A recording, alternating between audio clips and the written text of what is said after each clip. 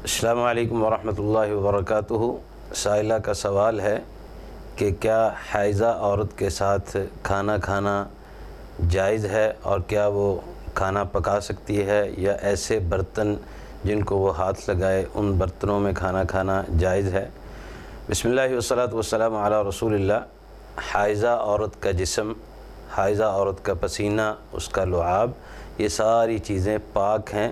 حائضہ عورت کے ساتھ کھانا کھایا جا سکتا ہے، وہ کسی بھی برتن کو ہاتھ لگائے اس برتن کو استعمال کیا جا سکتا ہے۔ اسی طرح اس کے ساتھ باقی تمام معاملات جائز ہیں، وہ ایک عام عورتوں کی طرح زندگی گزارے گی، کوئی قباحت نہیں ہے۔ یہ یہودیوں کا طریقہ تھا کہ جب عورت کو حیض آتا تو وہ اس کو گھر سے نکال دیتے تھے۔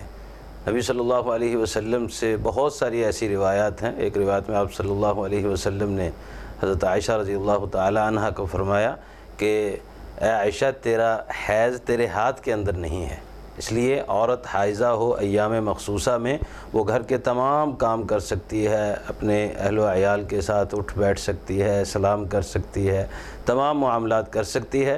صرف نماز اور روزے سے اسے ممانعت ہے، اس سے وہ اجتناب کرے گی، باقی تمام کام اس کے لیے جائز ہیں۔ والسلام علیکم ورحمۃ اللہ وبرکاتہ۔